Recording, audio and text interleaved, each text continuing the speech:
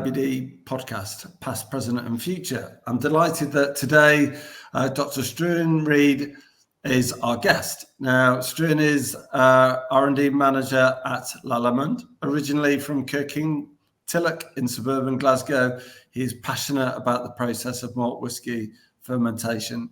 After gaining his master's degree in chemistry from the University of Edinburgh, he conducted research in conjunction with leading distilleries Glenmorangie and Ardbeg, which earned him a doctorate from the world-renowned International Centre for Brewing and Distilling at Heriot-Watt University. As well as his background in science, he's also been the head of whisky distilling at the British Honey Company, and he started his career as a bartender at Usquebar in Edinburgh. So, Stuart, welcome. Hi, Tom. Yeah, it's great to be here. Thanks. Oh, that's great. So you've had a really interesting journey, fueled by your passion for whiskey. Where does that passion come from, and where did everything start for you? Yeah, so my very first experience with the kind of whiskey industry, outside of bartending, was during my internship during my original degree.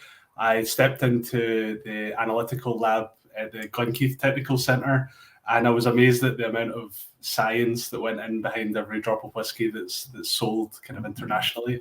And really, that was kind of where my journey began. I never really looked back after that point.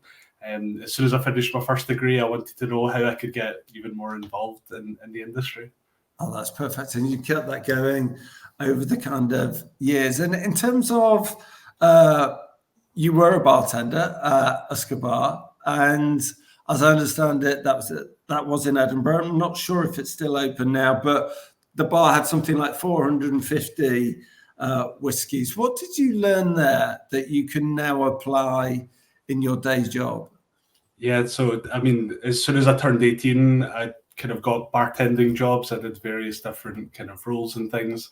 And the amazing thing about the whiskey industry is it has so many different facets to it. Yeah. So, in terms of the hospitality side, you work really at the coalface. You're kind of there with customers and seeing how they enjoy, how they enjoy the whiskey, what flavors they're looking for, what kind of brands they typically go for, and kind of really see that dynamic, which is completely different and separated from the scientific side. But ultimately, they're so interlinked, right? It's so linked by what we measure scientifically, but then also what the consumer, it's the consumer. And do you think that's put you at a real advantage in terms of what you currently do by having that sense of, look, this is how this is going to be consumed. The end product of this is going to be this. So you've got that real practical eye outside of the theoretical for your stuff. And I know Lallemand as a company are very much focused on that kind of, real practical solutions.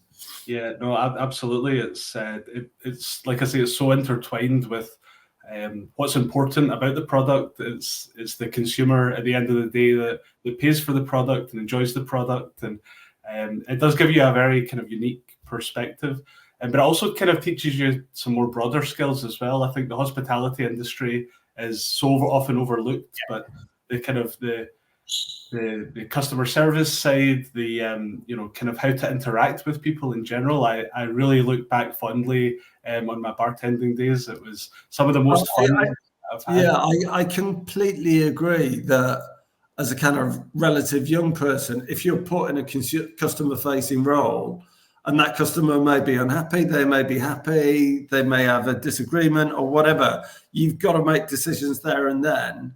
And I think that's just incredible training for anybody. I think I've got a 17-year-old and he's a kind of trainee soccer coach for kids who are 5 years old. And he's getting more management experience than I think a bunch of graduates get as they go into the kind of, he has to look after these kids for kind of 6 hours a day. And I tell you, by the end of the day, he's exhausted. So yeah, fully agree with that. And so you're a distilling scientist by trade. Now, as a relative layperson, just explain to me what that involves and how you support the companies that you work with. Yeah, absolutely. So I manage a team of highly trained research scientists and researchers, And what we do is we look at fermentation solutions across a broad spectrum of different applications. So we look at things like Scotch whisky, obviously, but then we look at things like agave for tequila and mezcal, and we also look at molasses and rum. So really broadly across the scope. And what I love about the fermentation field is that it actually intertwines all the various different parts of the process. So we look at raw materials, we obviously look at the fermentation process itself, but then we also look at distillation and how impacts on fermentation affect the distilling process itself.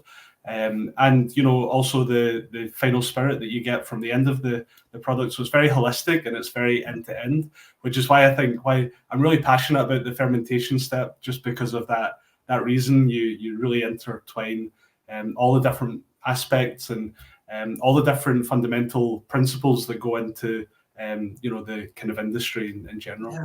And so Lallemand are very big in spirits, in brewing and distilling. Do the kind of brewing scientists and the distilling scientists get together, or are they kept apart? Is that a very separate discipline? So the structure of the company is that we actually operate within different business units, but it doesn't mean that we work in different silos. We're very much a company, and in Lallemand, we have on top of brewing, we have enology, we have other applications. Baking I like to say baking is our breadwinner, if you don't mind the pun. But we also look at other applications such as animal nutrition, and we even have some applications in general food. But beyond that, there's so many different really cool and fascinating areas where yeast and microbials in general can be applied to goods across the world. It still amazes me, when I hear from other researchers within the company what they're working on and what that end application is.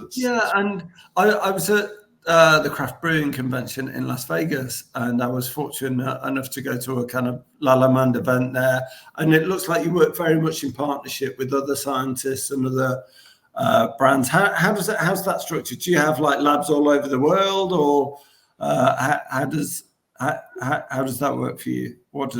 So we have our major labs.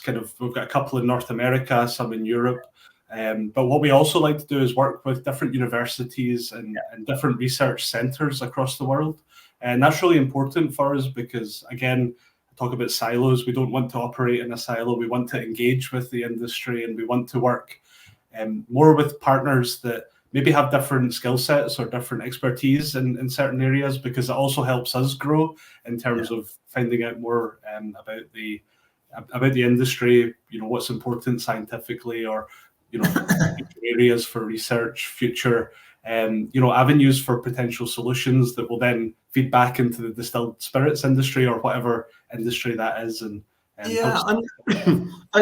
think when the IBD is at its best, that is very much a role that we can play in terms of facilitating those conversations. Now, I understand that you presented at the Young Scientist Symposium in the past. Talk to me about how the IBD has been a part of your journey and how it has supported you, and you in turn have been able to support us. Yeah, absolutely. My first role, during the when I first entered the distilled spirits world, I'd heard about the Worldwide Distilled Spirits Conference, and kind of read various publications from the Journal of Institute of Brewing, and then when I joined Heriot Watt, there's a really good strong connection between Heriot Watt and the Institute. So when I joined, it was kind of almost like a standard procedure that you went along to some IBD events.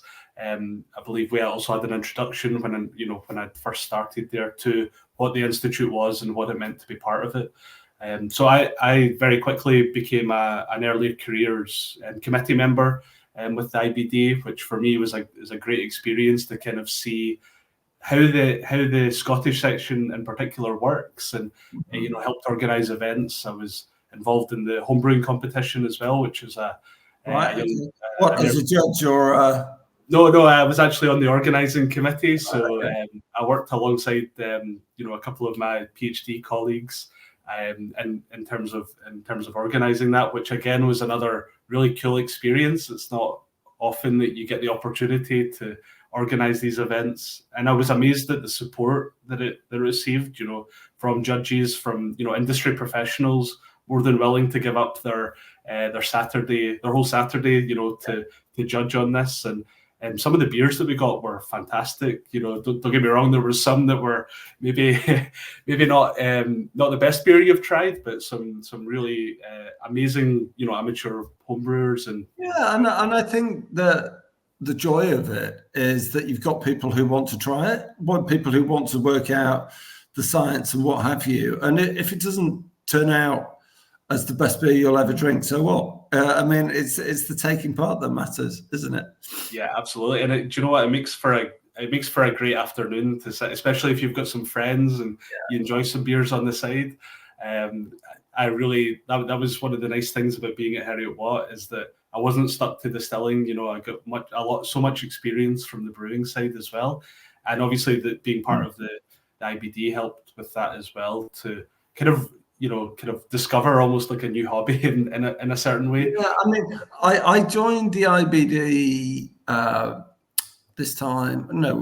February last year, and it quickly became apparent how important the Scottish section is in terms of creating this incredible WDSC, the convention. And I'm like, this is amazing. So from a technical perspective, from an organizational perspective, and it's all done by volunteers within the section who are too many to name. But it was incredible to see that event at an early stage, and the way that people come into that event and kind of present themselves, and they're kind of working and thinking. So yeah, very, very, very aware of that. And how did your involvement at the Young Scientist Symposium transpire, and what did you talk about there? Yeah, so it was my first conference. I remember showing up in Bitburg, a very nervous first year PhD student, and it was my supervisor at Heriot-Watt, Don Maskell, who had kind of pushed me towards submitting an abstract, and so I went and presented on looking at bacterial inoculation for Scotch malt whisky fermentations, which later became a publication. And I remember thinking at the time, it was quite amazing to be able to travel internationally out to Germany to present at this conference. Yeah. And I think one of the things for me, I was amazed at the quality of the research that was going on, by young scientists in the field. It's got a very broad title, the Young Scientist Symposium, but the focus on the brewing industry, the malting industry, and distilling was really cool to see. It was such a great conference, the YSS and Bitburg. Well, I mean, I've heard so much about it, and there's such an appetite. It feels like that we need to kind of revisit that. And there's some, there are people like Dawn and others who are very much advocating, look, that's a really big event for young scientists who are working in the industry. It gives them a kind of platform to present who they are and what have you. And have you been to the kind of subsequently to the WDSC? Yeah. So I was super happy to go to my first one in person. I actually presented at the WDSC during the COVID era, which was still a great experience. But definitely being there in person, I'd heard a lot of rumors about the kind of scale of the event, and the particularly some of the evening events and the parties and things. Well, that's super. Yeah. But it was do you know what, it was a bit like a reunion following COVID. Through the IBD and through various other conferences and things, it was like there's a huge family of people that you meet in this industry, and the WDSC was like the focal point for most of that. There's so many people I ran into that I'd been connected with over the years, and it was so good to see everybody in person. And then on top of all that, there was some amazing science as well. Yeah, and I think what I noticed when I was up there was how accessible the kind of committees had made it so that people could come and present their posters in a really flexible way. It wasn't particularly formal, and I thought that was special. And I know that everybody in the Scottish section is busy prepping 2026, and will very much be featured in terms of this podcast and any other kind of channels that we can push it through. So give me a sense though, in terms of because as a scientist you must be right at the forefront of innovation and development. What are you seeing in terms of how the industry is currently changing? And secondly, how can the IBD respond to and keep up with that change? Yeah, I think the biggest trend that's certainly having an impact is sustainability. That's massive at the moment, and for the right reasons as well. There's a huge drive towards really looking at how sustainable a process is, and how can they make it more sustainable, or how can they use raw materials more effectively, which I think is so key. It'll be fascinating to see how that develops. But as well, people are really interested in differentiation of their products. So that's through maybe novel flavors, through looking at kind of a lot of locality as well. So things like if they use a yeast, what is the provenance of that yeast? Where does it derive from? And how does it impact their process as well? It's a really interesting time to be part of that kind of sphere. And I think there's a lot more developments to come. And I think to bring it to your second question, I think the IBD does a really good job of educating the industry, which is first and foremost, the best way to drive that innovation is that if you have people that are educated in the latest sort of science or technology, then they're going to be far better equipped, so that they're not, they're starting from the current level rather than starting from, maybe where the science was 20 or 30 years ago. I mean, I've certainly been incredibly impressed by the kind of expectation within the industry that people are expected to play things forward. They're expected to contribute.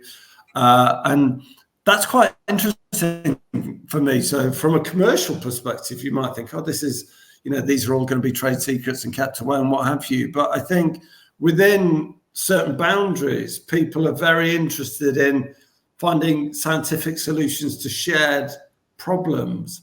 And I've been really impressed by that. And I think, to your point, that if the IBD, which the kind of point of difference for the IBD, I think, is its people, its network of people.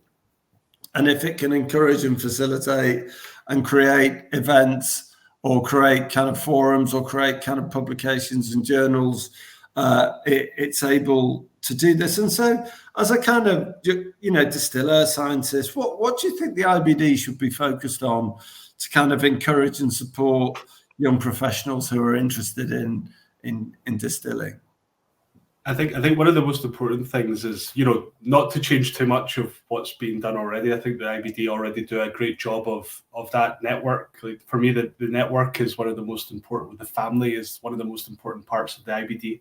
For me, I think it's developing the IBD internationally in terms of it's the first word in the acronym is international, and it's how do we draw on all of the individual expertise, kind of like what we discussed earlier in terms of when we look at research institutes, we're looking at them globally because that's where our strength is it's linking all the research internationally and bringing it together in such a way that, there's nothing worse than when you hear about research that's been conducted in a different place, but it's exactly the same research that's been conducted elsewhere, and it's this kind of doubling down on work that's we already have that understanding. And I think that's one of the key kind of elements, and it's good to see. I saw the IBD were organising events with distillers in Canada, for example, at Eau Claire, and it's really good to see now that I think there's more of an international kind of drive in the IBD, and I hope that continues because there's some really good spheres of knowledge throughout the world. I think what we're thinking about, I completely agree with that, and I think nothing beats that in-person kind of engagement. But I also think that the IBD can do a lot in terms of setting up kind of digital communities or connecting people, so that if somebody has got a shared issue or a particular interest, how do we, if they're a student taking exams, how do we provide them with a mentor? Or if there's a particular topic that people have got a question on, how do we do that? So I think the essence of the IBD won't change, but I just think delivering it at scale in a digital world where people have got different needs it becomes quite complex, but a great challenge for us. I think as well that it's very easy at times. Here in Scotland, we have a high density of probably people that are very involved in the institute, but also kind of have a relatively high level of kind of understanding of the industry. Whereas I totally understand you translate that to somewhere like North America, and suddenly there's a lot of incredible knowledge base, but it's a huge it's a continent, so it presents a different unique kind of set of challenges. But hopefully we're equipped with that in the digital age where we can engage differently. Yeah, and I think that's where the section committees are so important. If we can build those local networks, because the IBD HQ is, it's got kind of relatively few people. I mean, it's got a good headcount and whatever, it's got an appropriate headcount. But if we can create engaged networks of people who can go and almost be ambassadors or kind of missionaries for the kind of work that we're doing and what have you, I think that's the IBD at its best. And I think because the IBD has helped a lot of people in their careers, people are, okay, well, let's take advantage of that. I think the key is we can't be too digital, because then that legacy won't be there. People won't think, actually, I need to kind of play it forwards. And so in terms of just finally, IBD is on its journey to become a kind of chartered organization. And, what would you like to see the IBD focusing on in the next kind of 2 or 3 years? We've probably talked about quite a bit of it already, but are there any things where you think, look, this is where I think the IBD could make a real difference? Yeah, no, like I said before, I think it's, continuing. I think over the last, since I've been part of the Institute, it's developed in the right directions in terms of there's a lot more engagement with, upcoming trends and important issues in the industry. We talked about sustainability earlier. I've attended the conferences in Blair Athol, for example, that have really focused the lifelong learning days, that have really focused on the sustainability side. And that's great to see, because it's responding to the needs of the industry. And I think that's what the IBD should continue to do. And, instead of doing something new, it's kind of following I get that. All the conversations that I'm having as part of this series are just make sure you're relevant. Don't try and be too clever. Just make sure that what you're focused on, whether it's your learning or it's your examinations, make sure they are alongside the kind of developments within the industry. And I think as well, it's again talking about that international kind of that reach. It's to also kind of bring in a broad scope of experiences and knowledges from different corners of the world. I talked earlier about we perform agave fermentations, molasses fermentations. There's so many really interesting areas to approach. I think at times sometimes we get a bit focused on the Scotch side of things, but there's a lot of really amazing knowledge to be gained from all of these different parts of the world that also have a lot of historical roots in distilling. I've been very fortunate over the last couple of years to spend some time in different parts of the world and learn. Like I'm constantly learning, and I think that's what the IBD provides as well. It's a vehicle for continuing to learn, and I think kind of tapping into those different methodologies that they all have the same common link in distilling, is going to be interesting, and that obviously applies for the brewing side as well. Yeah, and I think you're absolutely right, and one of the kind of things that the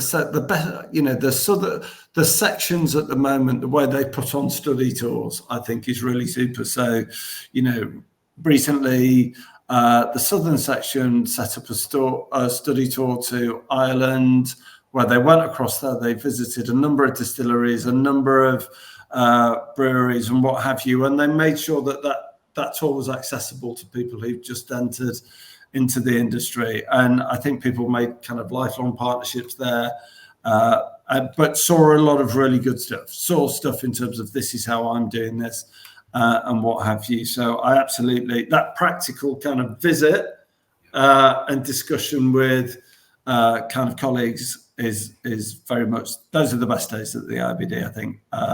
Alongside obviously the Scottish Section annual dinner, which is a very special event, I must say. Well, I think. Sorry, just to riff on your last thing about the study tour. The Scottish Section, we did a tour around the new Macallan distillery, and you know, sometimes you go on these visits and you kind of do the regular tour, but no, this Macallan visit, we were down, you know, and you know, next to the fermenters, kind of really looking at what set this new distillery apart from the rest. And for me, that was the quintessential benefit of being part of the IBD.